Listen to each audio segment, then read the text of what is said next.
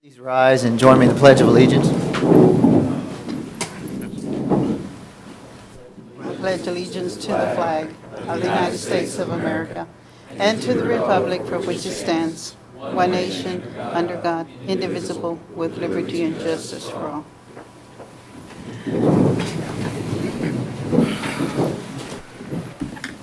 Thank you. Welcome to our regular meeting of November 4th. Please note council's in full attendance. The first thing on our agenda tonight is items from council, and there are several here. We do have one proclamation. I guess I'll get this done first, and then council, we can go over what y'all want to.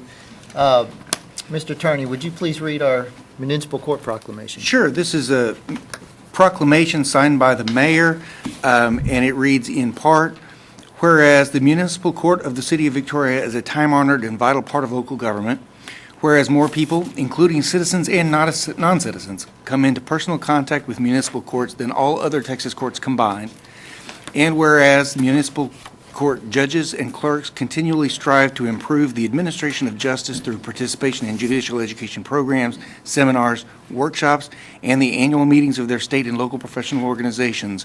Now, therefore, I, Polashik, Mayor of the City of Victoria, do hereby proclaim the week of November 3rd through November 7th, 2014 as Municipal Court Week. And it is signed today by Mayor Paul Polashik. Do you have your staff here, or? Yeah, the court clerk, Sherry Norred, is here, as well as a few of her clerks that I'll let her introduce because I'm not sure who all she has here with her.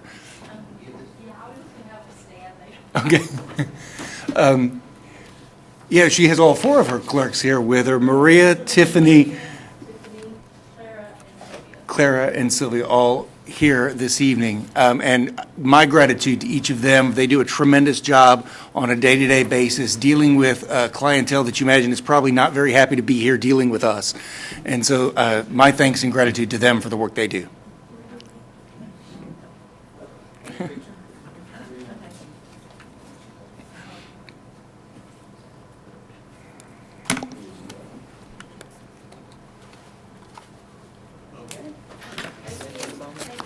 That's right. That's right.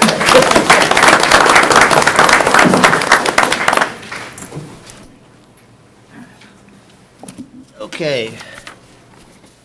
Thank you very much. They didn't have far to go. It's right around the corner there. No, they perform a very valuable service for us. Yes, they do. And as you rightly said, often dealing with citizens who aren't happy. So that is a difficult job. Next, we do have Woodway subdivision speed hump evaluation. I know Mr. Balknight, Councilman Balknight asked about this, and staff has some information to share with us on that. There's a report that was attached to your agenda, and Lynn will go over that. Yes, certainly. Y'all like? Good evening, Mayor, members of council. In your packet is some information we pulled together regarding speed humps and speed bumps. My plan is just kind of to hit the high points of that with you and then try to answer any questions you might have. I said speed humps and speed bumps. They are two different animals. A lot of people use that term synonymously, but they are different. They are both traffic calming devices that are rounded, raised areas placed across the roadway to slow traffic. However, speed bumps are typically used in private property settings like parking lots. They are much narrower than speed humps, usually 1.5 to 3 feet wide, and they're typically pretty high, 6 to 8 inches high. Their job is to slow traffic that's already moving fairly slowly. Speed humps, on the other hand, are more geared toward installation on public roadways. They're much wider, often 10 to 14 feet wide, and they're lower. They're usually 3 to 3.5 inches high, and they're used, of course, to slow traffic. However, that traffic is typically traveling much faster than you would see in a private property setting. They are effective at reducing speeds. They're used sometimes on residential streets, and typically what you'll see is a 20 to 25% reduction in speed at the hump. Now, right after the hump, you'll see a dramatic increase in speed because, as people slow down, go across the hump, and then rev up their engine trying to make it on down the road till they come to the next hump. There are some drawbacks. As I mentioned, speeds decrease across the hump, but then dramatically increase between them. Quite often, you'll see that traffic is diverted from the area where the speed humps are installed to some other route. So if you're dealing with a speeding issue, typically you would move it as a result of installing speed humps. Bicycles do not like speed humps. And I think it's because when they're pedaling, their feet hit the speed hump. I don't know. That's a common complaint about speed humps is bicyclers don't like them. They're very noisy. Not only are they noisy when the vehicle comes over the hump, but you get braking noise in advance of them. You got the hump noise, and then you got sometimes squealing tires as ramping up speed to get away from them. So they're very noisy. There are also concerns over emergency response issues, concerns over jarring of emergency vehicles, especially ambulances with patients in them. And they do cause some delay of emergency vehicles. Typically, they say 3 to 5 second delay per hump for fire trucks and up to 10-second delay for ambulance with a patient per hump. So those are some drawbacks. They're typically, you'll see two different types of installations, either a prefabricated rubber hump that can be installed on the roadway, or you can build a hump out of asphalt, just like roadway material. For those more permanent installations, price is $5,000 to $6,500 per hump for installation. They do require some maintenance throughout the year. And the removal cost is $1,500 to $3,000 per hump. And I want to emphasize that because my belief is that once you install them, we'll be getting a lot of complaints and we'll probably be removing them shortly thereafter. But there are some less expensive kind of portable ones that are narrower. They're only like 2 foot wide and 2 inches high. Those will reduce the price to about $3,800 for a 36-foot wide installation. So they are less expensive. Again, staff does not recommend them. They're noisy. They slow emergency vehicles. They have, of course, a pretty high initial cost, ongoing maintenance cost. They generate citizen complaints, which then lead to removal cost. And they're not recognized by the manual uniform traffic control devices, and so there is at least some liability possibly associated with them. Our recommendation is if you want to use a traffic calming device, we would recommend the radar signs that shown here in your packet. They're about $1,500 per sign, I believe. Pretty effective. And I will answer any questions. Thank you, Mr. Short, for presenting that. You know that one section of Woodway, if you were to install, I guess it's on Chimney Rock, how many would you need if you were to do a speed hump? You would typically 300 to 500 feet apart, so I don't know, without doing some measuring there, I don't know how long that, off the top of my head, that section is. But typically not at the intersection, so your first one would probably be about 300 feet from that intersection, and then every 300 to 500 from there. Aside from these options you've presented, can you think of anything else that could be used to solve that issue of people speeding through the neighborhood street? There are other traffic calming devices like narrowing of the streets.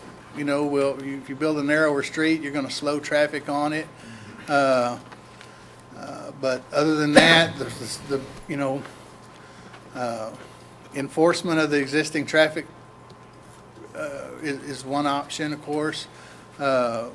Speed humps, the radar signs, portable radar trailer placement on a regular interval, and we do that. I mean, when we have complaints about speeders, quite often we'll go out and place a radar trailer for a week, and people see that they're speeding, and that is effective for a while, but then, of course, it's not there on permanently, so Right, but this issue's been around since the West High School and certainly. has opened up over there, and it still continues to be an issue, so, it's not something that I see as a long-term solution. What about making it a one-way during certain hours? That's something to be looked at. We've looked at that in the past, Mr. Balknight, and staff recommended that we didn't do that. So there's also a very divided homeowners association stance over there that that's probably been 2 years ago, 3 years ago. So the residents don't even have a consensus on what they wish to happen over there. I think we did a survey, or they did one. I'm not sure if anybody, was We it the both did one? Jared?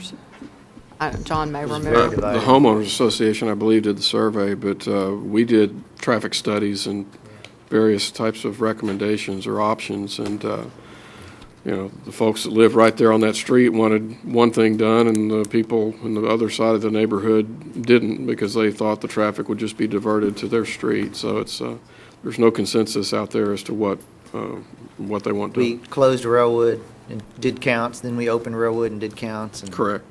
compared them. And if I may, since you mentioned long-term solution, and I'm of the opinion, because I've seen this issue a number of times, and it is an issue, and they have I understand, I sympathize. I think the ultimate solution is when Ball Airport is extended out across to the highway.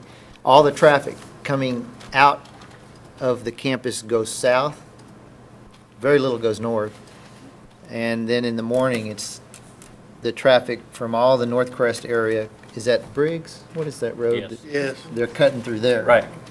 And when all that area, Bridle Ridge, everything crossing the mall has Ball Airport stubbed out, they'll come out and come from the north, but of course, that's who knows how many years away. It's expensive.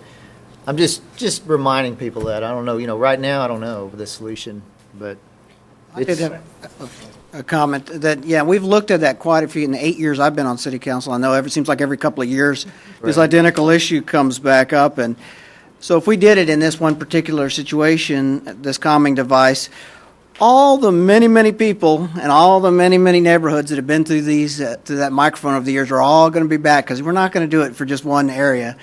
Everybody else who's asked them for them over the years are going to be back here wanting them. And so at least this makes us consistent in how we've dealt with things. Yes, Mr. Councilman Hagan's observation is quite accurate, and even in the Woodway subdivision, we had everyone wanted a speed bump in front of their house, but they didn't want to have to run over speed bumps as they was traveling through their own neighborhood. It was kind of a no win. So, Do we have, Mr. go ahead. Short, are there any other speed humps in the city of Victoria?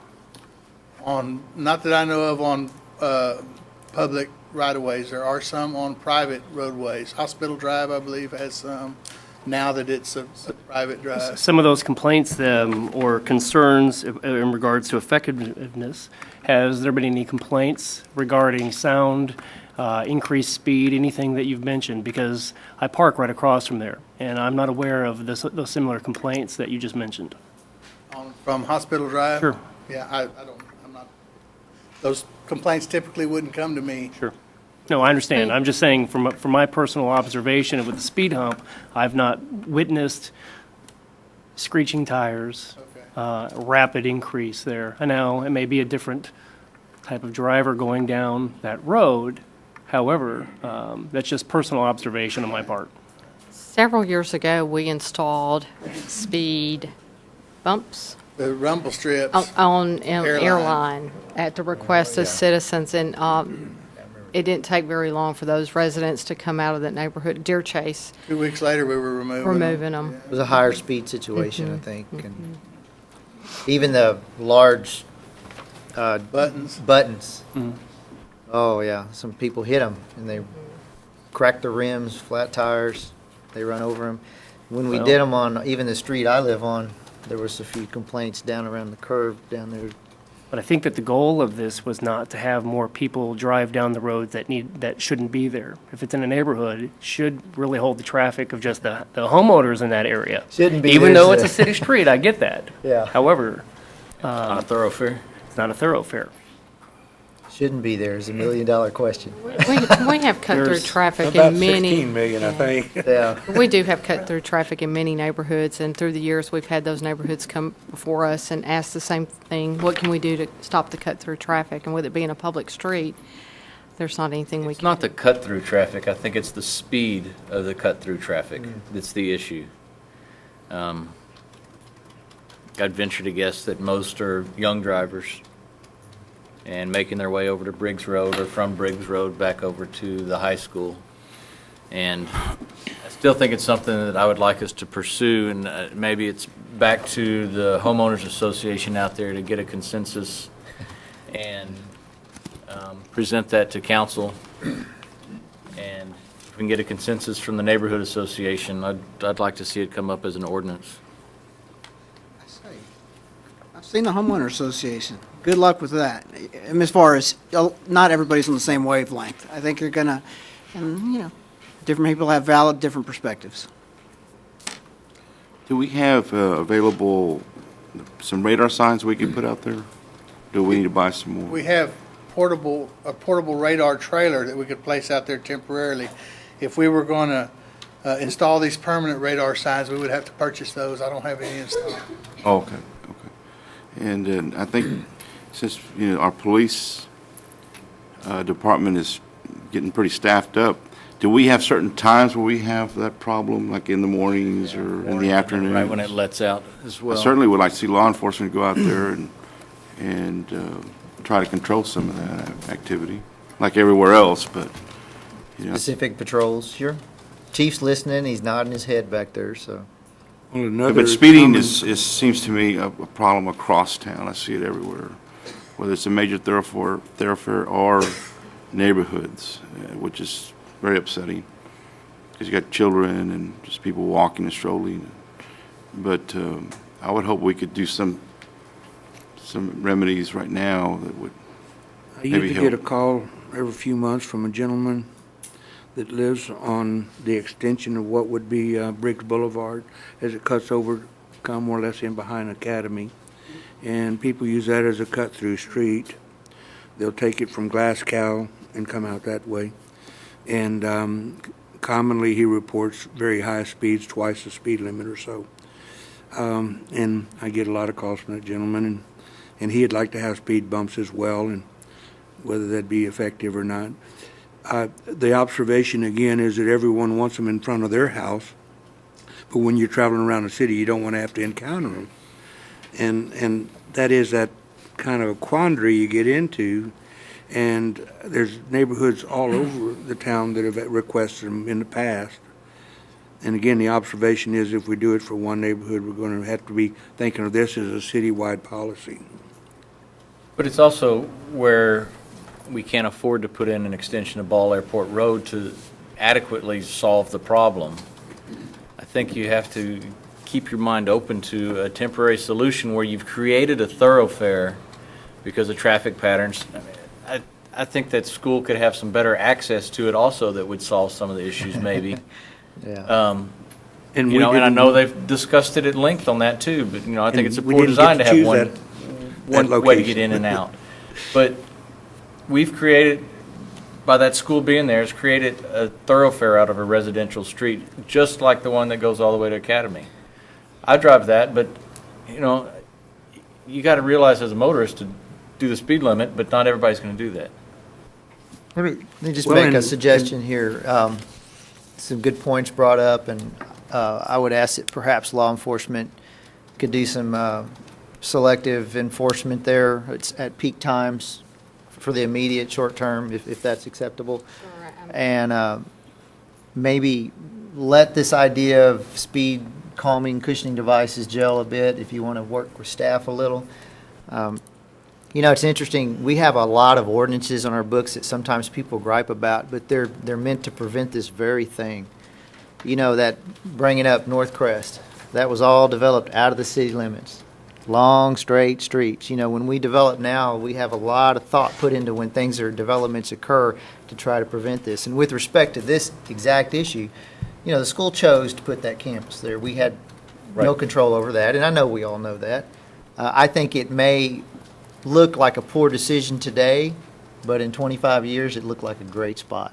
But, you know, that takes time for that area. As it develops out, traffic will, diffuse. It will spread out over a larger area, and the problem will eventually correct itself. It is unfortunate right now, so, but I don't know that there's any specific action to be taken. If my memory is correct, some of those residents were asking for railway to be closed long before the school was open. Railwood, I'm right. sorry, because of cut-through traffic. So that's been an ongoing, You know- I'm sure it's increased some since the school's open, but that's a concern that neighborhood's had for a long time. I'm sorry, I said this before, when that neighborhood was designed, when that interchange was being designed, TxDOT held meetings. And there was a discussion about whether it would be a rural or an urban interchange. Well, the people in Woodway, as this was described to me, didn't want an urban interchange. It would have a flyover. You would just exit and go on. So it was made an urban. You know, did I get that right? It was made a rural one as opposed to an urban one. I may have. So here we are. You see, if it would have been as originally designed, but that's what they chose because they didn't want a big overpass flyover. Well, this traffic would get on that and it would move a lot quicker because they're all going through Woodway because they don't want to key up at that light and wait. You know, I mean, so we're going to have to move past this issue at some point. And eventually, I think if Ball Airport, like I said, maybe 6 years, I don't know, 7 years, it'll solve this problem. But go ahead. And the observation made a little bit earlier, just to reiterate it, we didn't choose the location that exaggerated this problem. We didn't choose the location for West High School. Neither did we choose the location for Academy and all the stores out there. But they're all very welcome.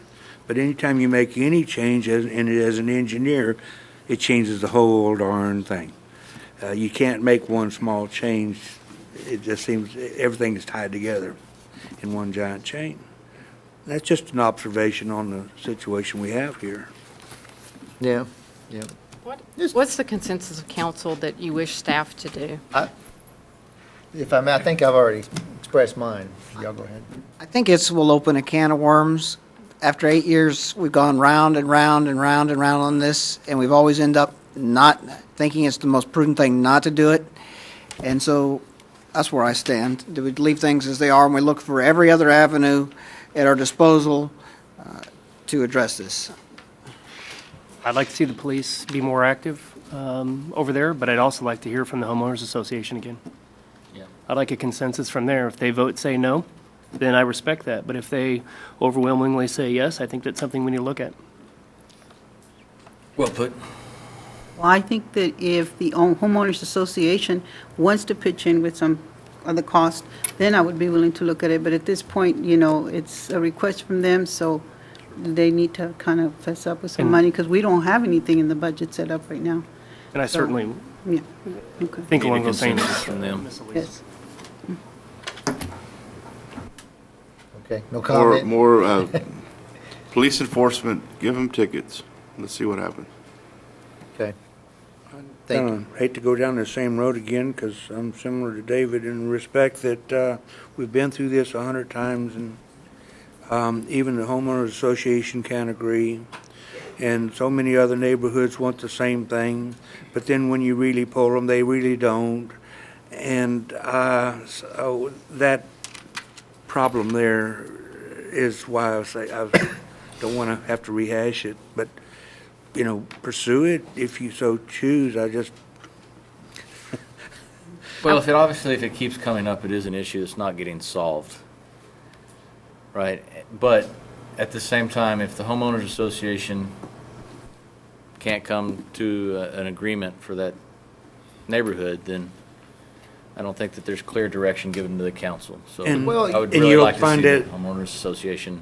and as a predictive thing, I'm going to try to predict here 51, 49, 49, 51, and you know, it isn't clear what everyone wants. It gets real fuzzy, and it's such a close line that if you'd like a mandate, don't know that you're gonna get it. Now, that's We'll just see. from what happened last time. Yeah, I did want to make one last comment, that anytime over the years we've had a neighborhood come together, or different sections and different parts of our community come together and address this, we never, it was it was never asked, okay, you all take a vote and we're going to do that. Whatever y'all want, y'all as a little neighborhood vote, and we're going to, I've never seen us make a decision that way on this matter. So we've always tried to look at the objective facts and then come up with a reasonable choice based on what staff's recommended. Okay. Good discussion. And I'll visit with you some more. I'd be glad to, Jeff, and we can mull it over. Thank you, Lynn. Thanks, Mr. Short. Let's see, we do, I had added one item, Zumba in the park, I think is what we entitled it. We have some of those folks here, and I don't know if we need them to come forward at this point, but they were here at our last meeting and shared their thoughts with us about their activities and how positive they are, and they're using the park. And I see them out there almost every night of the week. I think Dr. Diaz says he lives there now in Riverside. But nonetheless, it's a great activity for our citizens and very low cost, and it's a good effort. They have been asking the city if there was any facilities that we had that would facilitate them during bad weather, upcoming winter weather. And not so much cold, I would imagine, as is possible rain and stuff. I did visit with them and shared these thoughts, and I wanted to share them with y'all. And y'all might have some input or think of something I haven't. But now y'all know where they're at. They're by Riverside Baseball Stadium up on the concrete. And so the atmosphere there is really conducive to this activity, which is, I think, half the battle. It's a very nice, pleasant place for this type of physical activity. Since we have Riverside Convention Center, and y'all know we just recently retained our architect to bring back some visuals and drawings for us for that, that seems to be the natural location. Of course, as I explained to the group, it could be a year before we start on that.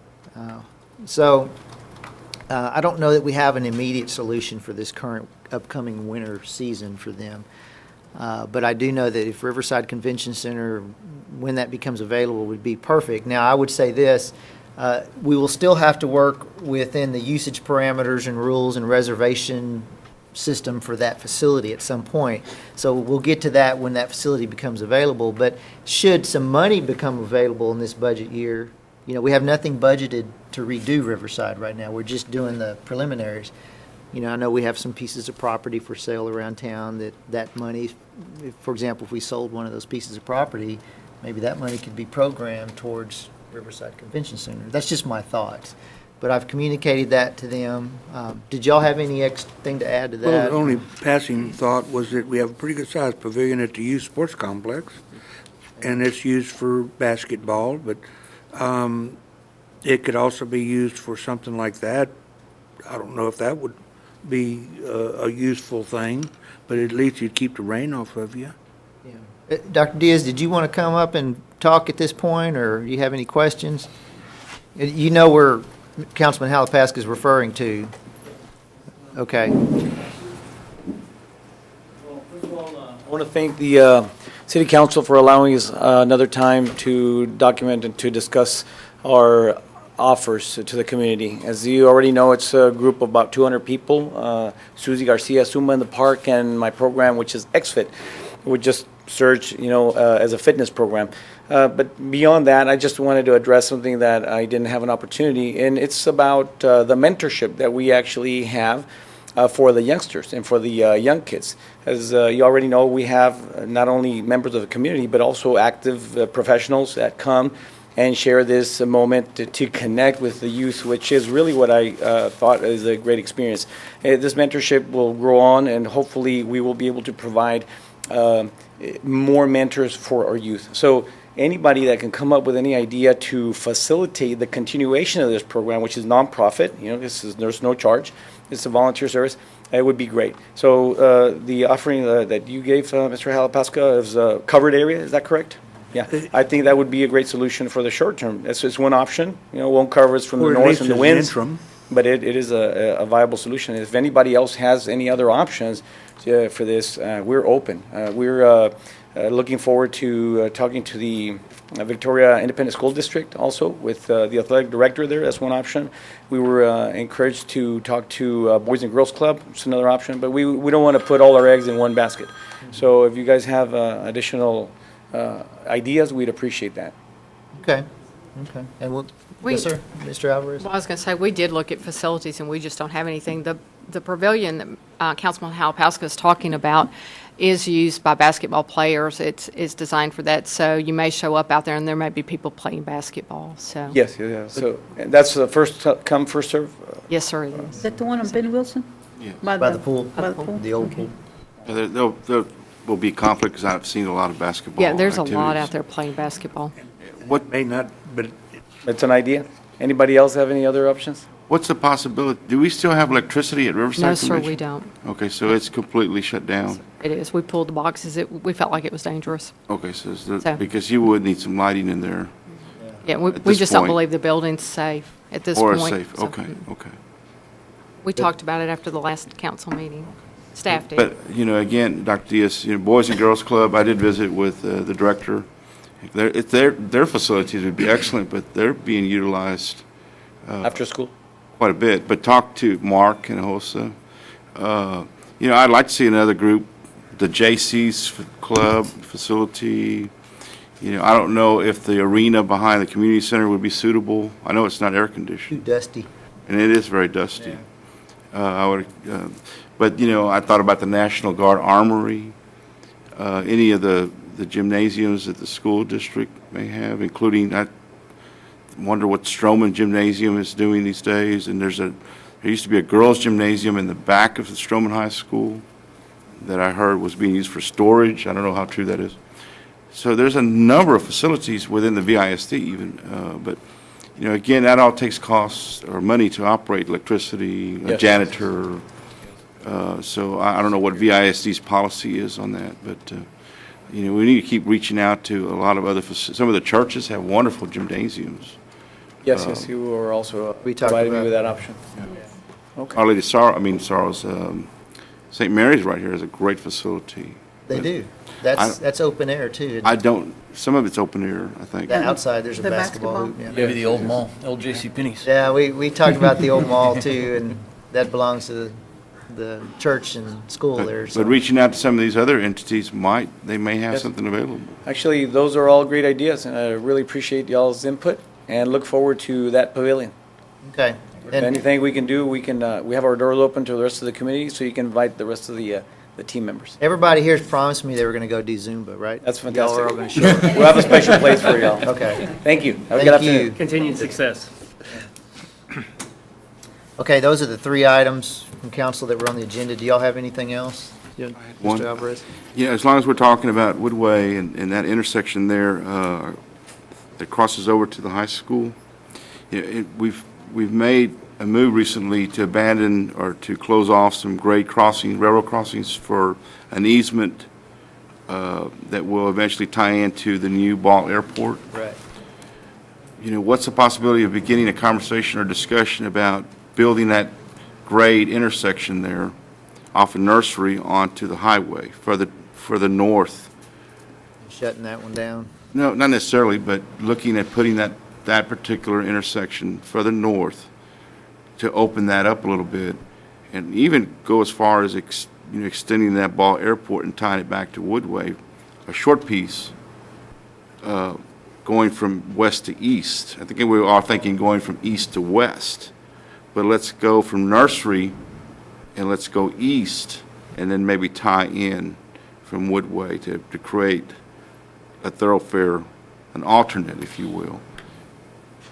Not building off. May need a map for that one. Yeah, well, I've been out there a few times. I don't know where the right-of-way is for Ball Airport as it crosses By the water, Nursery. right by the water tower. right by That's the water tower, and then it Let's makes a build that dog leg as it crosses intersection the at creek. that easement we're getting from the railroad first. Yeah. And then build that first phase, if you will, of Ball Airport going east, and then do a tie-in to Woodway possibly. Just something for discussion in future CIPs and so forth. When will the next CIP be done? We'll probably bring that back in March. That's the goal, is March. Those would be good points to be made at that time. Well, and we have some cost estimates when we looked at that several years ago. They probably just need to be refreshed. I know that grade intersection would probably be a good expense, but that may alleviate some of that bottleneck there at that intersection crossing over to West. I think it would, yeah. Provide another alternate. The problem with Ball Airport is the bridge over the creek is $4 or $5 million. Oh, absolutely. That's what. We'll stop at that's the what- creek for yeah. now. Yeah. Wear your water wings. I know we have that dollar amount sectioned out, Mr. Alvarez. Good discussion. Anything else from council? That's probably the longest items from council that we've had since I've been up here, so thank you. Thank you for your patience, citizens. So we'll go ahead and open, you wanted to pull C3? Is this too early? No, but I do want to pull C3. There's not a need for that, so there will not be a C3. By the way, because y'all were able to I think we'll not be, have to amend the budget. I think we'll be able to find it within that department, yes. We can have So- citizens communication? Yes, we're fixing to. I'm sorry. Okay, just want to get that out there. I jumped the gun on Now, that. go ahead. I was just going to remind that, we've got the public hearing for the annexation Yes. that will be called. Yes, let's do a citizens communications now. We will have a separate citizens communication / public hearing for the annexation. So you might want to wait if you're here to talk about annexation. So currently, we'll open citizens communications. If anyone wants to come forward, talk about anything at all, now is the time. Please state your name and address for the record, and then as a courteous to others, limit your comments to the 5 minutes, please. Yeah, thank you, Mayor, council members. I'm Michael Reyes. I live at 122 Creekside Drive in Woodway subdivision. I serve on the Homeowners Association in Woodway, and I have been active there for about 3 years now. And thank you all for bringing the issue back to the table. Thank you for bringing us front and center again. We've been trying to resolve this problem for about as long as I've been here, and I've been in Woodway for 4 years now. And I'm not sure, forgive me if I've never seen any of you all at our board meetings, but I can tell you that the current temperature of the community is that we need to do something to protect the safety of our community, the residents, especially the children. The problem is not whether, we get speed bumps or these signs that just kind of flash when you're going too fast. If there's no one there to, stop you, then what's the sign doing? We've had them in the neighborhood. It doesn't stop. The problem is on the corner there at the intersection in front of Stripes. People, there's nowhere else for them to go. This school was built before the oil boom. This school was built before all the, apartments and the hotels and all this other great development came along. And so it's unfortunate, but here we are. And so the problem is that intersection in front of the railroad crossing is just that. The cars you've got all the trucks trying to turn right, you've got the students trying to turn right, and it makes sense to us if you all would consider, go straight onto the frontage road, take a right into the school. There's plenty of access there. If you could just put a new entrance into the middle school and come in the south side of the school, then cars could go straight. They wouldn't have to turn right. They wouldn't come through the neighborhood and then go across Rowick, go down Nursery, and then so on. We've discussed that, and that's up to the school district. Yeah, so... They are fully aware of that, and there's issues, but they can do that whenever they're ready. Right. So I would just say, restate, the main issues for us are the safety for the neighborhood children, number one. Number two, the safety of the residents and pedestrians in general. And, emergency service access with those, it's just in knots down there. And so, those are the main issues. We've come to city staff, we've had meetings for the last year and a half, and all we ever get is no, no, no, no, no. So maybe we should start with what is possible. What's possible? I mean, let's start with that, because it wasn't designed to be a thoroughfare. And yes, it's a public street. However, we can't put money in front of safety. We can't, just continue to put these Band-Aids on this and put signs up in humps and whatever. That's not going to stop the traffic. So we've got to be a little smarter, and we've got to get our heads together, and we've got to figure out something. Again, there may be one or two or three or even a dozen folks in our neighborhood who don't want anything changed over there. But that's just people in general. The great majority of the folks in our community want to see something done about it. And we've talked about gating the community. We've talked about a whole host of things. And if that's possible within the city's, rules and regs, we'd like to maybe bring that back to the front too.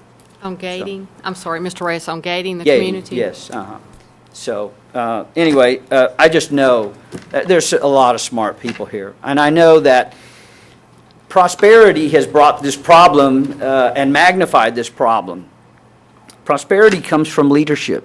You guys have done a great job. The city has done a great job in bringing prosperity to this community. But it's going to take leadership to get us to resolving this problem. So thank you all. We look forward to, answering questions, sitting down with anyone on your staff, being on a committee, whatever you guys need from us. We're full of ideas. So, if you guys need any input from us, please put us on a committee. Thank you. Thank you, Mr. Reyes. Citizens' communication still open. My name is Carl Schneider at 560 Hill Road, for my address. There's a quote that says the greatest gift you can give another person is your attention, and I think there's some truth to it, but I think the whole truth is that one of the greatest gifts you can give another person is the attention that tells them that they matter, that they're important, that you value them. Well, on October 25th, our Mayor Paul Plasek took his time and gas money and his own equipment down to the National Seashore to do just that. And he provided some introductory lessons on surfing to some fine young men, and they had a great time. Don't get them started on the stories. But we're here to tell you thank you on behalf of Troop 364 from Our Lady of Victory here in Victoria, as well as Troop 135 in Ganado. And I've got some young men who would like to present you with a thank you. Okay. Well, I'm very flattered. Please.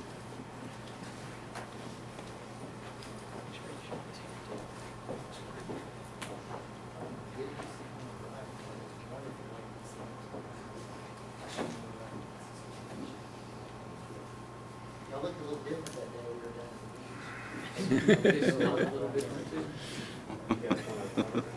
This is awesome. This is really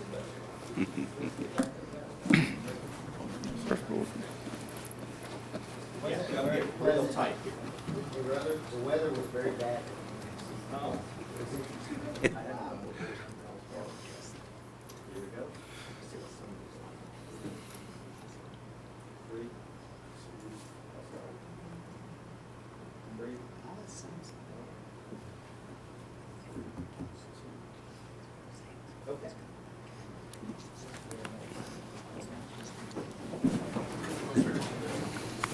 Did.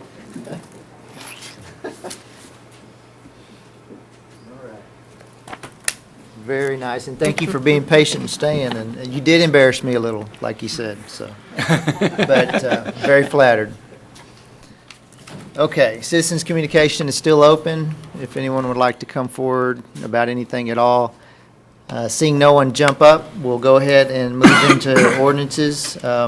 We do have, you want to read that one, Sure. C1? Item C1 is an ordinance amending Chapter 24 related to fees to eliminate parade permit fees, repealing all conflicting ordinances, providing for codification and savings, and declaring an effective date. This is the second and third reading. So moved. Second. Okay, we have a motion and a second. Is there any discussion? Were we missing anyone last week? Okay, we did decide just to remove the whole fee. We were going to originally do it for the Veterans Day and Memorial Day, but we decided to just pull it all together. I don't know if you're aware of that, so. Okay. All those in favor say aye. Aye. Those opposed? Thank you. And we have one public hearing. Item C2 is a public hearing to receive comment on the proposed annexation of approximately 706.02 acres of land in 7 geographical areas near the edge of the city and associated service plan. Mayor and council, there's no action necessary today other than a public hearing. Right, and just to remind council, there's no vote or requirement or anything if you have questions, but we'll go ahead. John, did you want to share some information with all of us before we open? Yes, public sir. hearing? Thank Let's you do very that. much. Okay. Jared has some maps to hand out to you. They're a little bit better quality than the ones we handed out to you last meeting. They're zoomed in a little bit better with some more detail, maps of each of the proposed areas. You should also have a memo in front of you that I handed out before the meeting, and it's basically a white paper on annexation, provides some detail, and it includes some historical perspective on the city's annexation strategy. The key point in that background portion of the paper is that the city has taken a more proactive approach to annexation in the last 6 or 7 years than we did previously. Annexation and the extension of municipal services that come with it are some of the most effective tools that the city has for promoting the planned orderly growth and development of our community. The annexations that are currently under consideration represent a continuation of this proactive approach to growth that we started about in 2007. There are several reasons that cities annex property. The first one that's addressed in your memo is to make land available for future development. This was the focus of the 2007 land development study that I discussed in more detail in your memo. And that study stressed the need to have an available supply of developable land that had adequate infrastructure to meet the demands, the future demands for growth. Since 2007, we've annexed a number of large tracts in the Ball Airport and Millette areas, the east side of Loop 463, and more recently, earlier this year, along North Navarro Street. The second reason for annexation that I'm addressing is to give the city the ability to exercise regulatory authority needed to protect the public health, safety, and welfare. Within the ETJ, the city's only authority is to regulate the subdivision of land. Buildings and developments that are located outside the city limits are not subject to building codes, fire codes, or other development regulations such as paved parking, drainage requirements, sign ordinances, landscaping requirements, those types of development-related codes. The third reason for annexation, some annexations are initiated in order to eliminate illogical boundaries or jurisdictional confusion. Several of the properties in this current round of proposed annexations fall within this category. We have a number of parcels that are split by the city limit line, and we're recommending the annexation of the rear portions of these properties that actually front on city streets in the city limits, but are cut in half or in some portion by the city limit line. Excuse me. There was a question posed about this exact situation in a previous meeting, and that is, why are we recommending the annexation of the remainders of parcels that are currently partially located within the city limits, and at the same time proposing a new annexation of front portion of a large parcel on Highway 87? Well, the answer to that question is that every annexation is unique. The property on Highway 87, which is, as you'll recall, is just north of Victoria West High School on the west side of Highway 87, is 1,000 feet wide, plus or minus, and approximately 2.5 miles deep. And this is typical of the land ownership pattern in this area. Starting at a point just north of Mesa Verde subdivision, which is right there where Tonto Circle is located, across the highway from Springwood. Starting at that point and going north, those parcels, on average, they all run from Highway 87 all the way to the Guadalupe River. On average, they're 1,000 feet wide and 2 to 2.5 miles deep. Starting in 1999, we have been annexing the portions of these tracts that are the most viable for development. That is, the portions that are outside of the floodplain and that are capable of being served by city sewer. And this annexation would project that existing city limit line in a straight line to the north, just as we've been doing in these previous locations along this, the west side of Highway 87. In the future, if development extends beyond that line, because let's face it, it's an imaginary line. It's a city limit. It's not following a boundary. It's not following a street. If in the future development extends past that line, then the boundary can be adjusted, just as we're doing in several other locations currently in these proposed annexations. But we basically set that location or set that line now going on 15 years ago, where our best guess as to where we felt like we could extend sewer lines and serve that property with gravity sewer without requiring lift stations, and we chose not to go way down into the floodplain, which is not likely to develop. Finally, the fourth reason, one of the most critical reasons, I think the most critical reason for annexation, is to protect the city's ability to expand its boundaries well into the future. If the city fails to expand its boundaries within growth areas, it can find itself effectively blocked or cut off by rural development. The more development that occurs in rural areas that are just outside the city limits, the more difficult and expensive it becomes to incorporate those areas in the future. Once an area contains a significant population, the hurdles created by state annexation laws make it extremely difficult and in some cases nearly impossible to annex.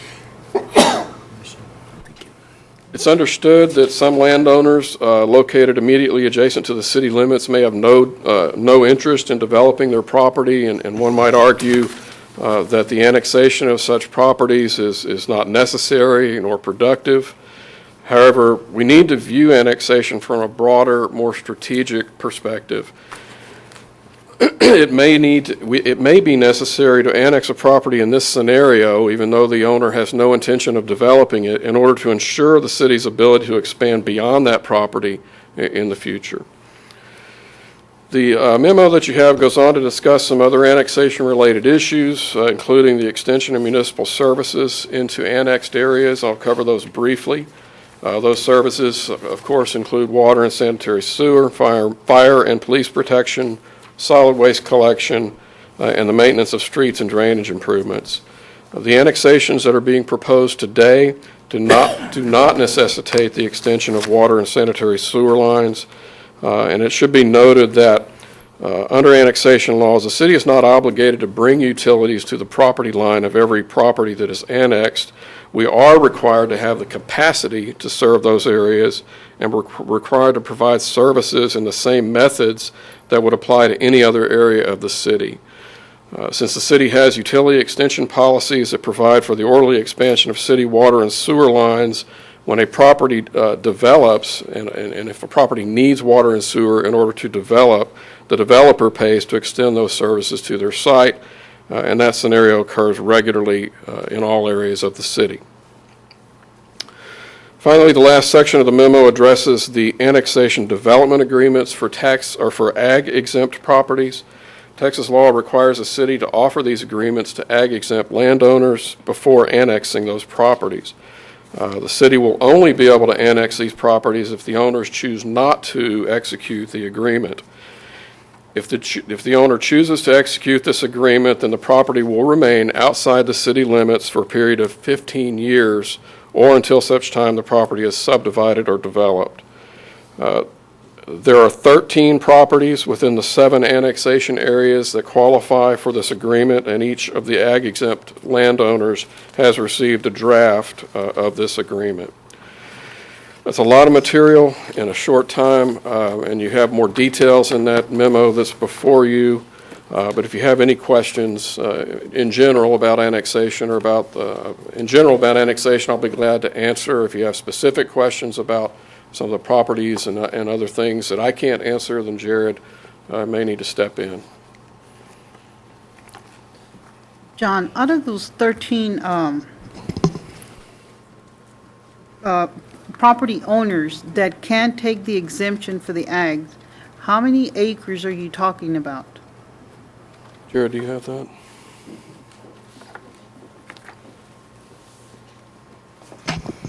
I don't have the total, but you can look in your copy of started that to highlight 'em. draft service plan. You can highlight them and sit there and Okay. add that up. It's a Considerable. lot of acreage. Yes, Okay. ma'am. Now, when they sign that agreement for the ag exemption, and you said they won't come into the city until 15 years from now, will they continue to have that ag exemption inside the city limits? Yes, yes. There are numerous properties that just because you come in the city limits, that doesn't affect your ag exemption. You have to just comply with the state tax code to maintain that. Okay, and you said their ag exemption will last until they either subdivided or decided not to use the ag exemption then?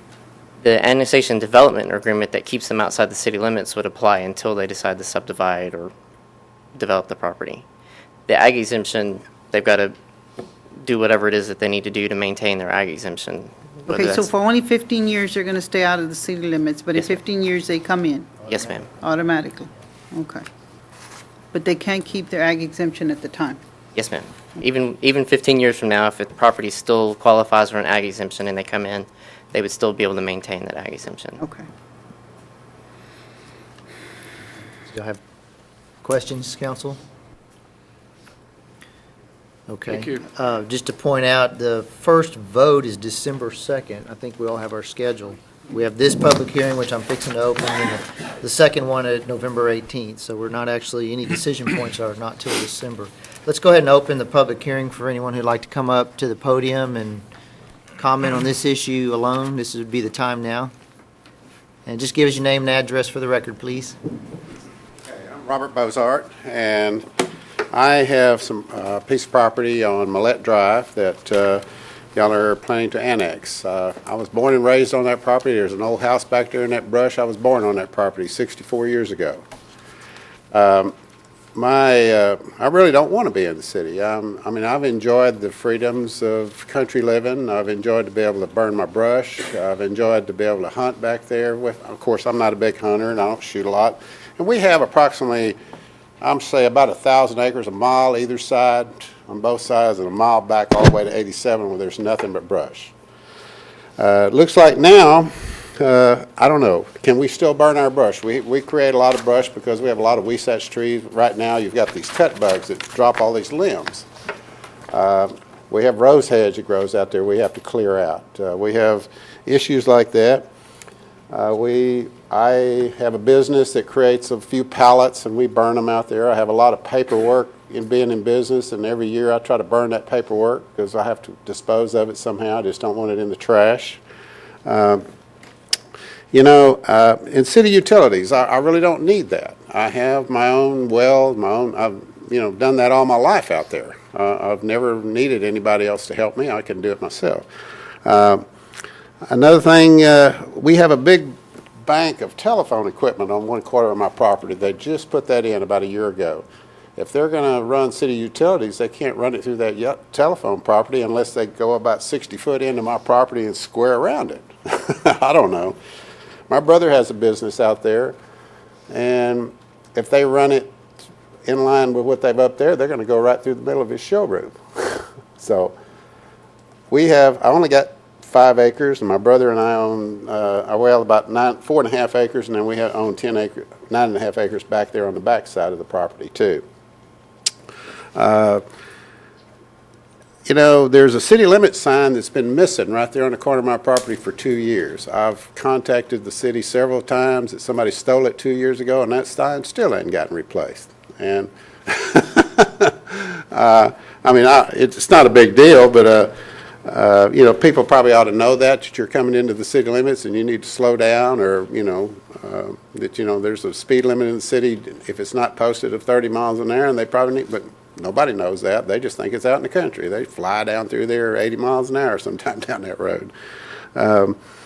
We have two pipelines that run through our property, which makes it very difficult to develop. I have no personal interest in ever developing it. This is my homestead. This is where I live. I enjoy being able to shoot my guns with my grandkids.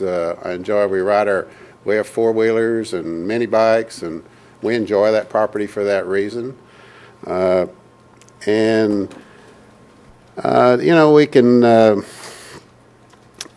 I'd like to see if I could get some kind of grandfather on getting city utilities for a while, you know.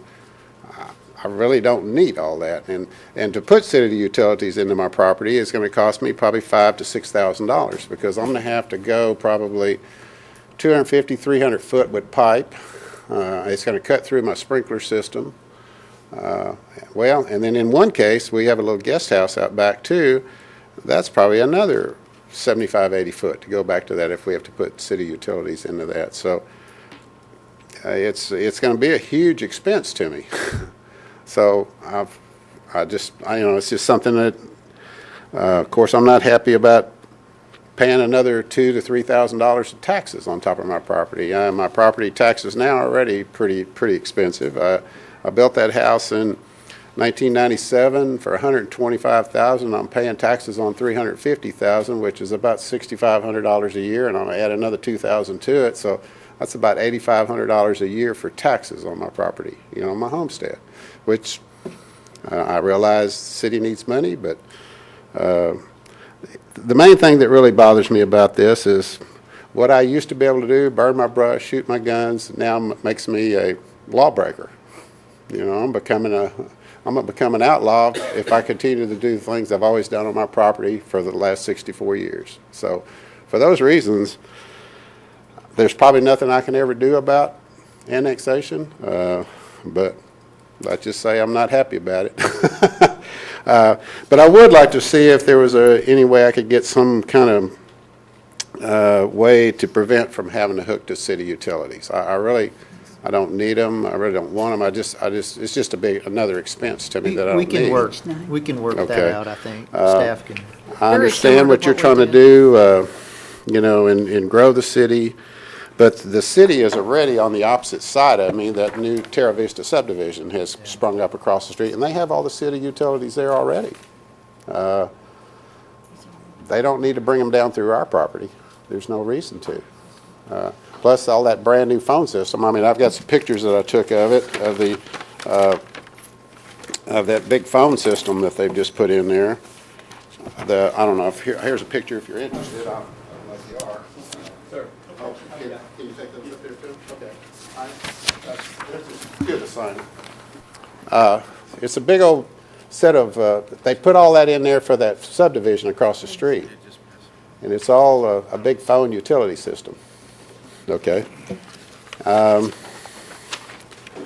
basically, we're the only three out there that's, I have me, my house, my brother has a business which uses very little water and sewer, and then we have Mr. Kinney across the street, which he is informed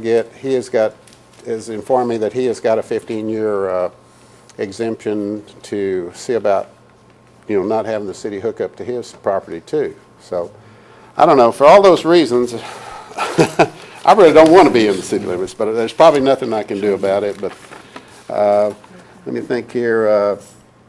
We have, if we do become city out there, will we ever get curb and gutters out there? Will they do anything about our drainage? I'm right in the process right now of bringing in a bunch of dirt because what they did across the street for me is they raised the property 2 or 3 foot. Now I'm low. We had that big rain in Memorial Day weekend, and if I hadn't built my house up about 2 foot high, I would have been flooded out. And so I am now putting dirt in over there to try to bring my property up to the level across the street. Am I going to be prevented from trying to protect my own property from flooding by changing the elevation to some degree once I'm in the city? If I decide to do repairs to my house, am I going to have to get permits? I'm really not interested in building anymore at this point in my life. I don't need more to take care of. I'm wanting to simplify things. So I'm just wondering if I have to do a roof on my house, do I need permits to do that? If I have to get someone out there to repair it, can I maintain my water well? Can I maintain my sewer system? Those are all issues that I have concerns about. And Mr. Bozard, I would suggest if staff would meet with you, I bet a lot of that we could work out. And we have, you know, with respect to your septic and water well, would certainly want you to get your usage out of those until point of failure, then perhaps, you know, 10 years, whenever down the road.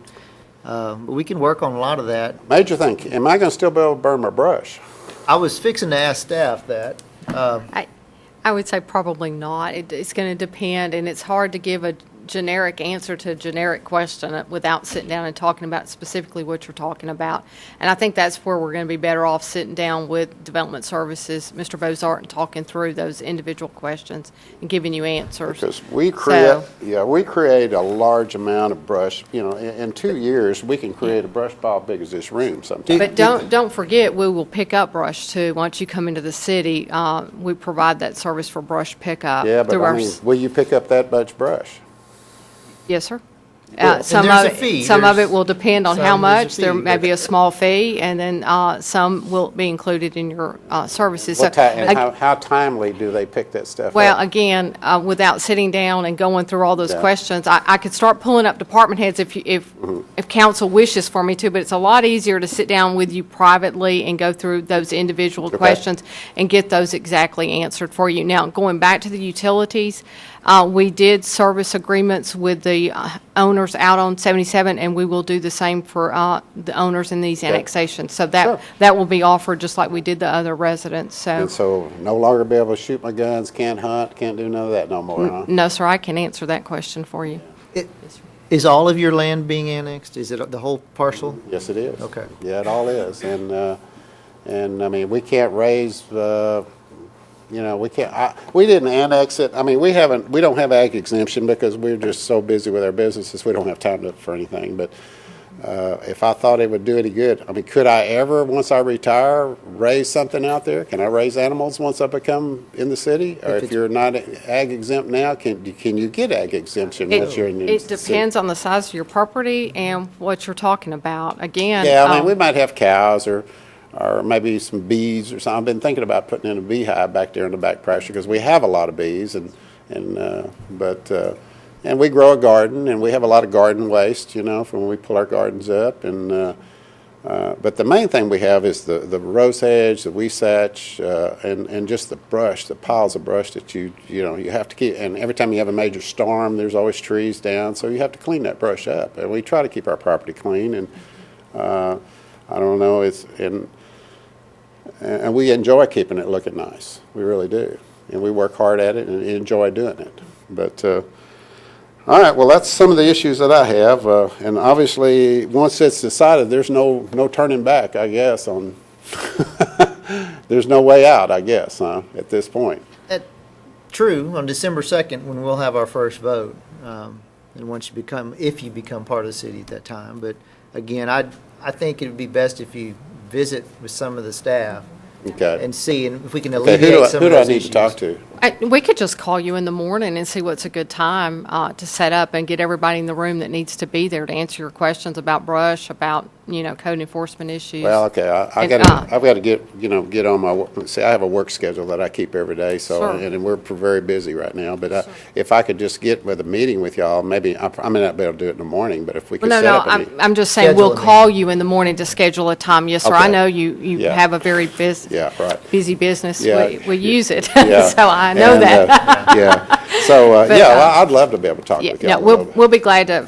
I We'll need have to know my where office. I stand. I'd like to know where I stand because Sure. I don't want to become an outlaw just for doing the things I've been used to doing all my life. And we can do all, your what ifs, and we'll be able to go through those with you. And I'll Okay. be glad to do that. So. Okay, well, I'll give you my phone number. But probably the best thing to do is just call me on my cell phone or either.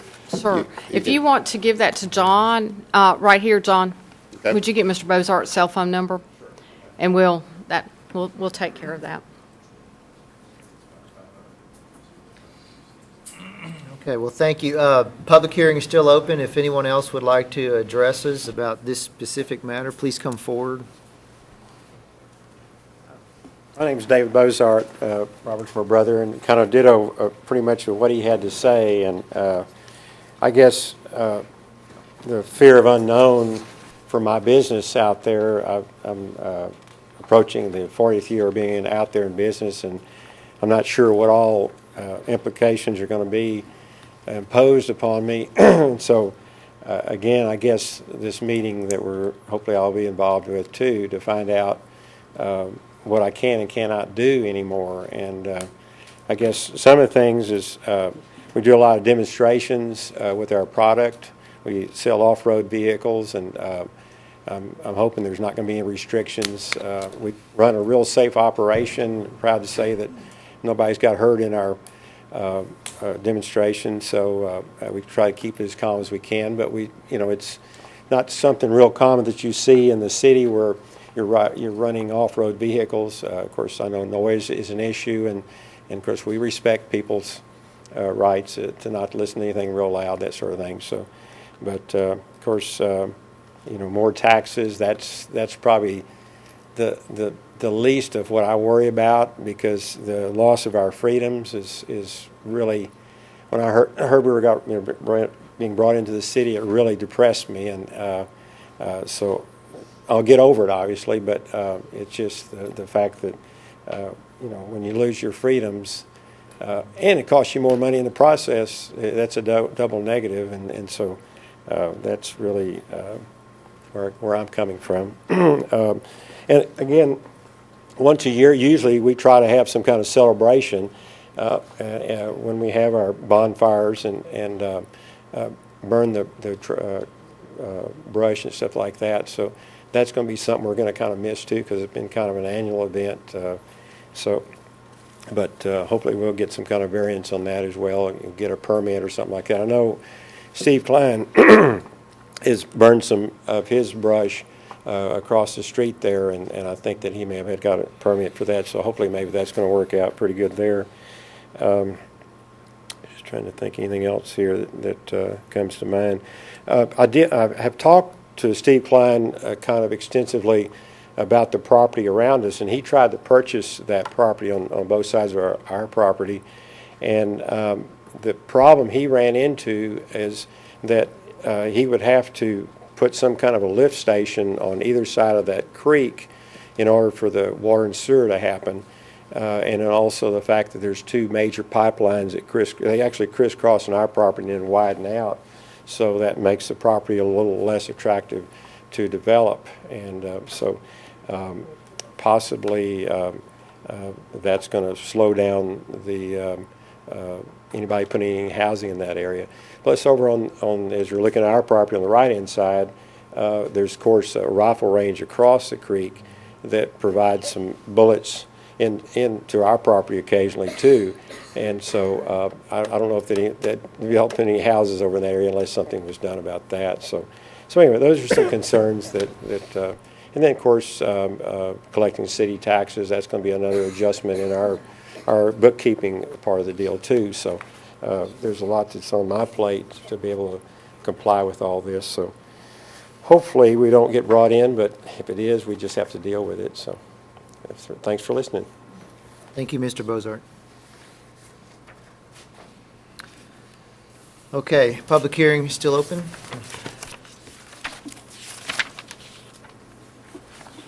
Good evening.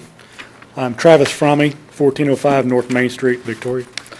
I'm here representing Zarski Lumber Company and the proposed annexation of our property on Hill Road, 147 Hill Road. According to the draft annexation plan, there are pros to the city of Victoria, which are revenue and ordinance control. Two key words being revenue and ordinance control. Seems to be what the city's after.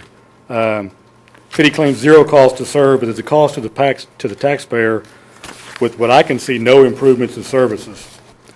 Our property already borders the city limit. I'm assuming that Hill Road is the city limit. I'm assuming because it is a city limit, there would be police patrols occasionally on that road. It seems that if an officer saw something going on my property, he would say something, not just look the other way because it's not in the city limits. The annexation plan also states that the water and sewer exist to serve this area from the Lake Forest subdivision. Now that must be a typo because the Lake Forest subdivision is miles from that location. It's a typo, Mr. Fromme. Okay, good. Yes. Very Thank good. I'll skip that part then. And offering trash pickup and sewer service only to qualify with, well, we don't pick up commercial trash is is of no value to the commercial taxpayer. I can offer something in my store for sale for 99% off, but if I never have it, it's only my reputation that gets ruined. So there's no value to us whatsoever. The other thing is, city claims only a small tax increase to the taxpayer, but to me it's more government incrementalism and intrusion on what we've been able to do, just kind of like Robert and David Bozart. Our company already spends thousands of dollars a year maintaining our grounds in the city. The last thing I need is another city employee to have more opportunity to look for more code violations. We try our best to keep, in with the code, but when we get certified letters and emails telling me that my grass is too tall. I know my grass is tall, I can see it. And when we cut the grass, I get another notice that says, oh, you left clippings in the street. So it's just borders on harassment after a while. And so we're not looking for, if there's going to have to be, trees planted on our property or landscaping done or things like that. I don't see anywhere in the near future, and at least in 2.5 years, that any sewer or water systems can be delivered to that property on Hill Road. Now, I have a vested interest in the growth of Victoria when an annexation plan makes sense to all the parties. But this plan will only benefit the city in revenue, in my opinion. And it seems that there's quite a bit of gerrymandering going on too in that area. I guess, is there some reason that the Brentwood subdivision has not been annexed? They're a municipal utility district. They're separate. They're separate. They have their own utility system. Okay. So you cannot annex them at all. Is that true? And if we want to take over the responsibility of all that, and when we've discussed it in the past, we've decided it's not prudent at this time. Okay. So. It just seems strange that you go along the city limits and it just makes a big curve. Well, if I may, and I've talked to some of the folks in Brentwood, if I was to guess, there will be a time when they no longer want to support the system they're on and they will request it.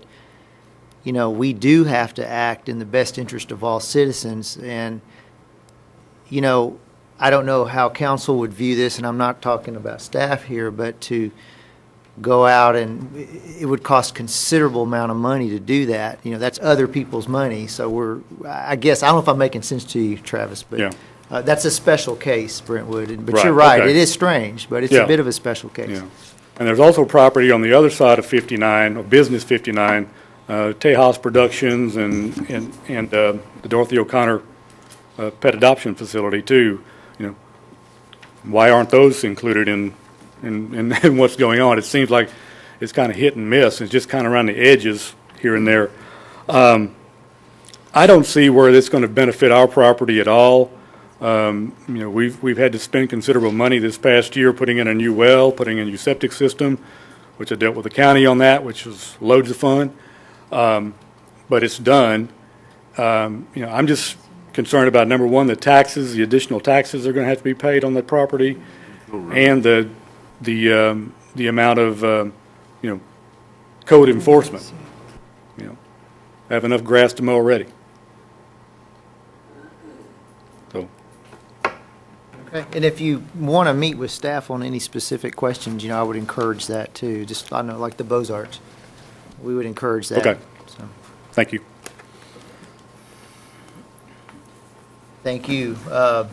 Public hearing is still open if anyone else wants to speak about the annexation proposal. If not, remember, there'll be a second opportunity to do so, the 18th, the next meeting on the 18th. So, seeing none, I'll close that public hearing and we'll move on into C4. C4 is an ordinance amending the 2014-2015 City of Victoria Water Wastewater Fund budget in the amount of $255,700 to provide funding for the oversized agreement in Salem Crossing Phase 1 subdivision, repealing all conflicting ordinances, providing for savings, and declaring an effective date. This is a first reading, so we will need a public hearing.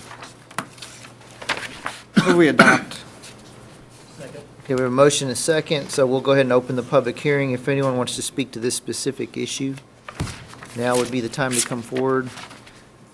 Seeing none, we'll close that public hearing. Council, is there any deliberation? Any discussion? What item are we on? C4, they skipped The C3. oversize of the water line. It's a smart proposal, staff. It's a good job of working that out. Okay, seeing no discussion, all those in favor say aye. Aye. Those opposed? Okay, item passes. C5. C5 is an ordinance amending Schedule 6 of Section 22-11 of the Victoria City Code related to traffic to reduce the speed limit of the recently annexed portion of North Navarro Street to 60 miles an hour, repealing parts of conflicting ordinances, providing a penalty not to exceed $200, providing for enforcement, publication, and savings, and declaring an effective date. This is also a first reading and will need a public hearing. Can we get it on the floor first, or Will we adopt? Second. motion is second? So we do have a public hearing on this item. Anyone would like to come forward and speak about this item specifically? Seeing none, we'll close the public hearing. Council, any questions about this? How long a stretch are we talking about? 60-mile-an-hour portion of it is 2,096 feet. Is that a mile? No, it's less than a half a mile. Where does it start? It starts where the,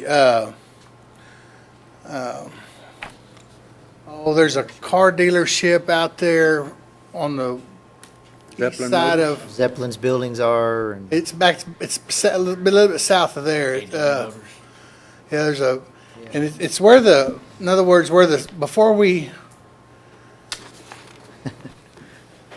trying to think, since we annexed, see, everything was measured off the north property line, off the north city limit line.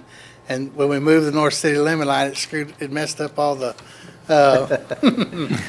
all the distances here. That's about why a third of a mile out the highway there, yeah. Yeah. Well, could I ask, maybe, is this going to require more than, two and three, second and third reading? Yes. Could you give us a map, just like we saw here with this annexation? Yes. And show us the breaks?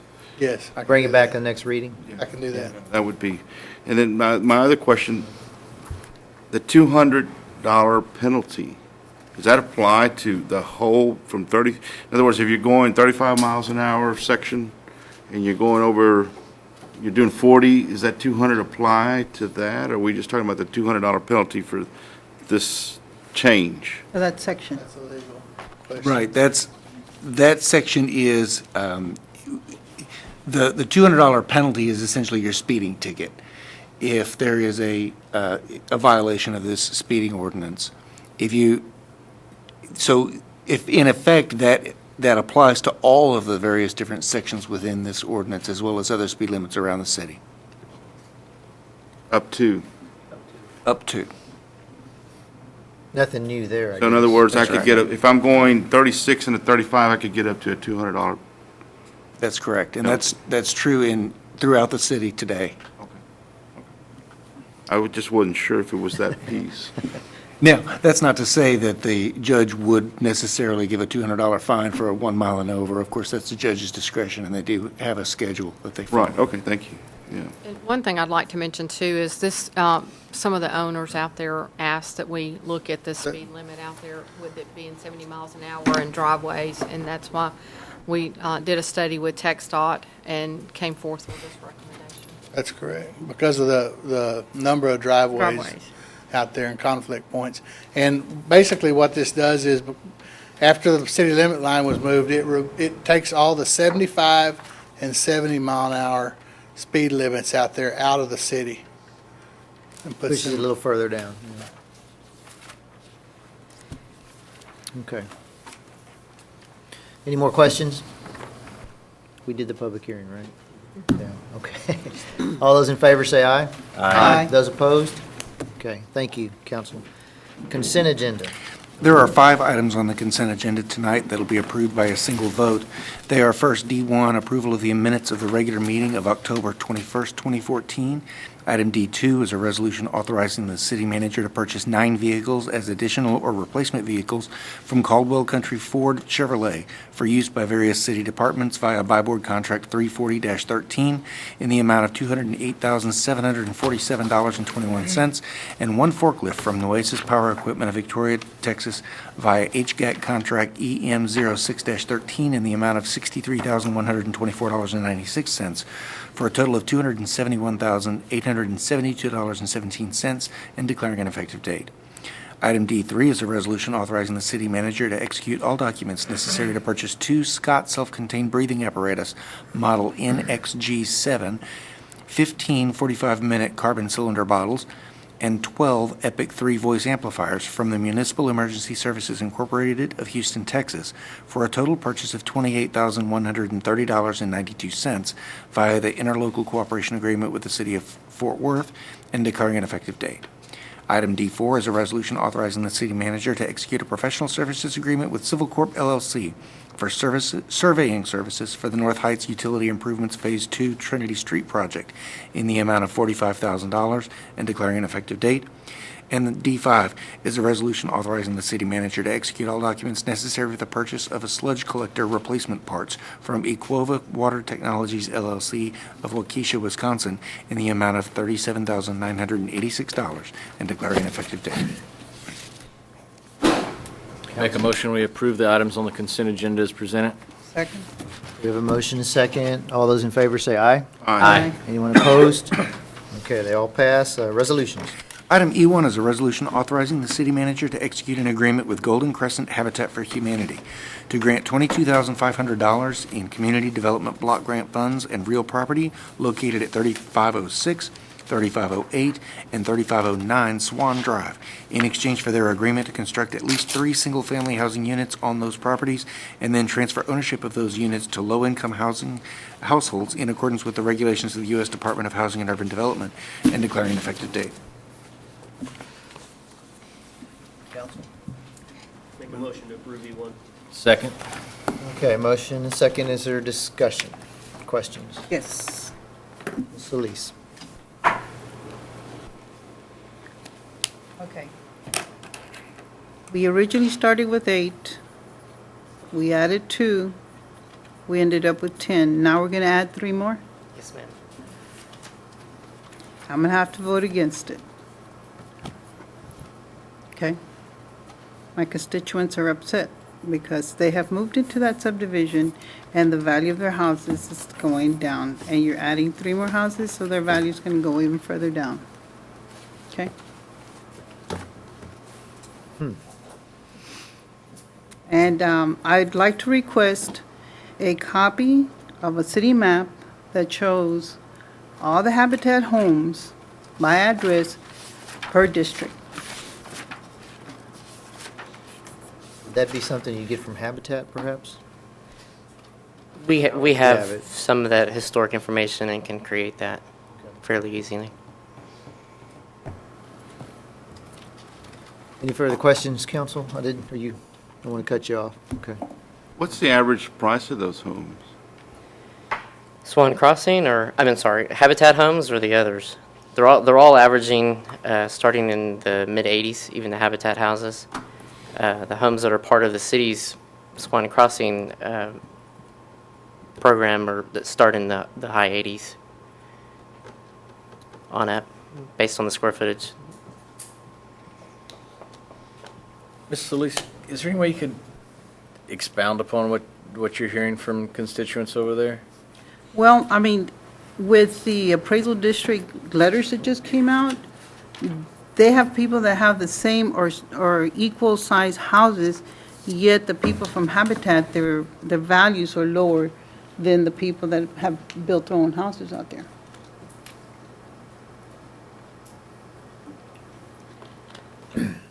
And Habitat will be back. I believe they'll be here in 2 weeks to make a presentation to you, and I think they can explain some of the exceptions that are in the Texas tax code for them.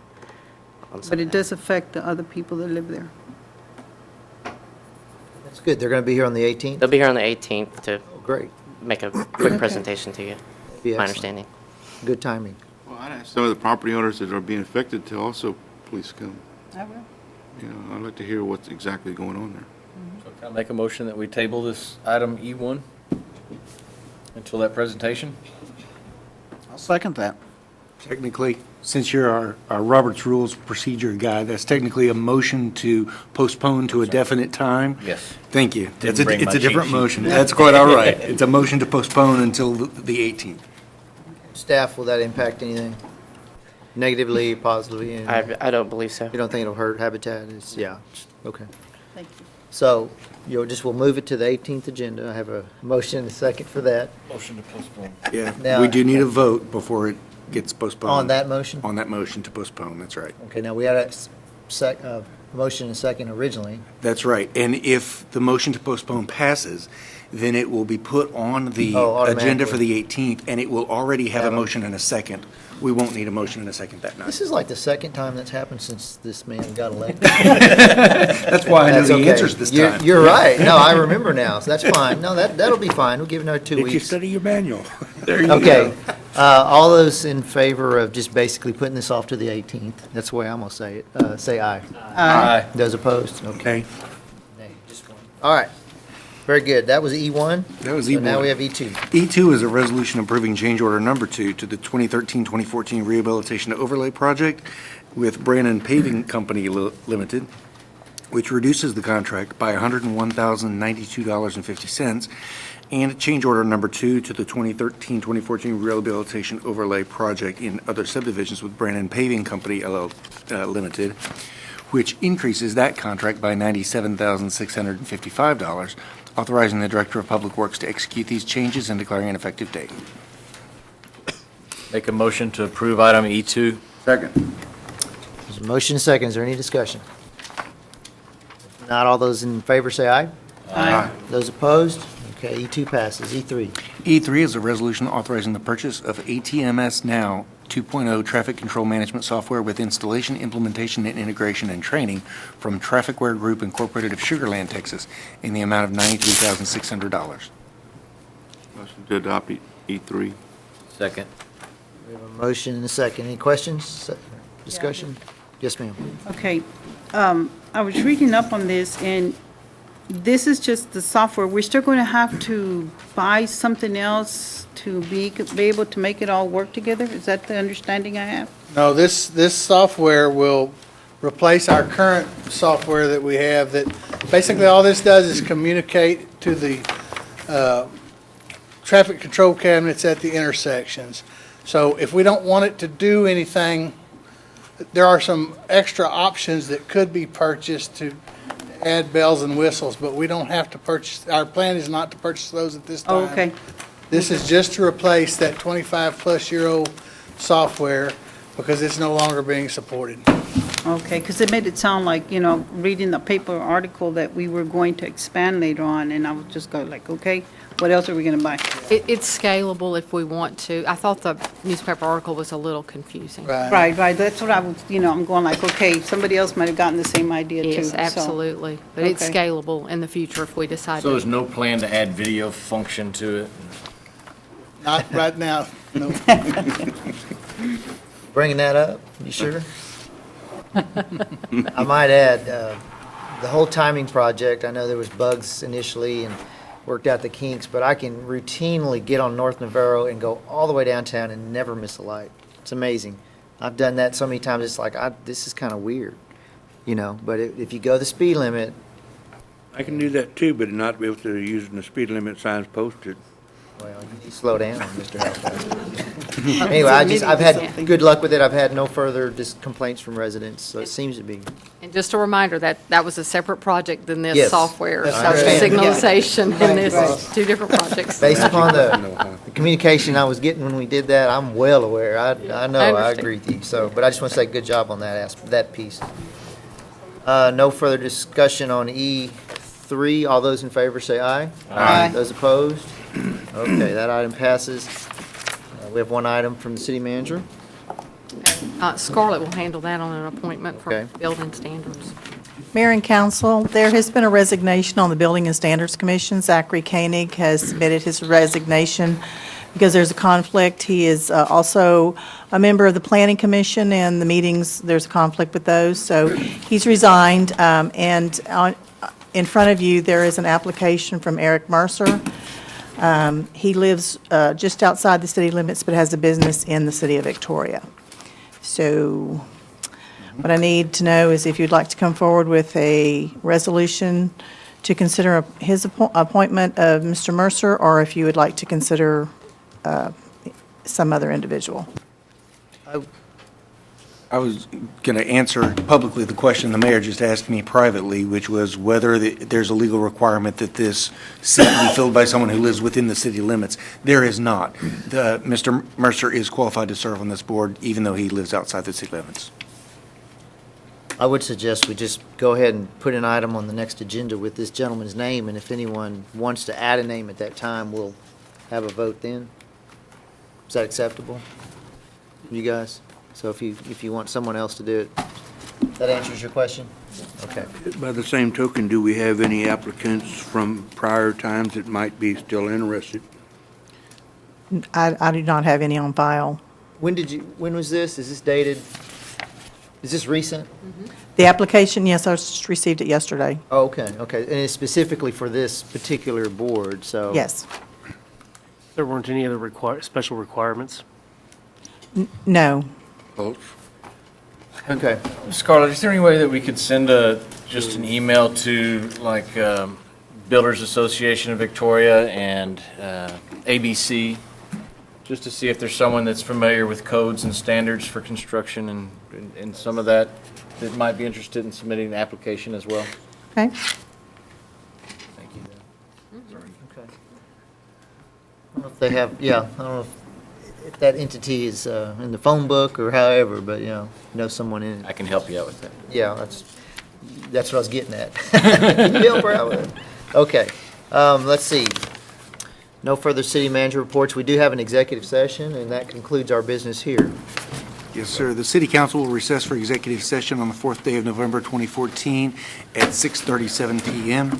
The subject matter of the executive session deliberation is as follows. Texas Government Code Section 551.087 to discuss or deliberate commercial or financial information that the city has received from a business prospect that the City Council seeks to have locate, stay, or expand in or near the City of Victoria, and with which the City of Victoria is conducting economic development negotiations. Thank you.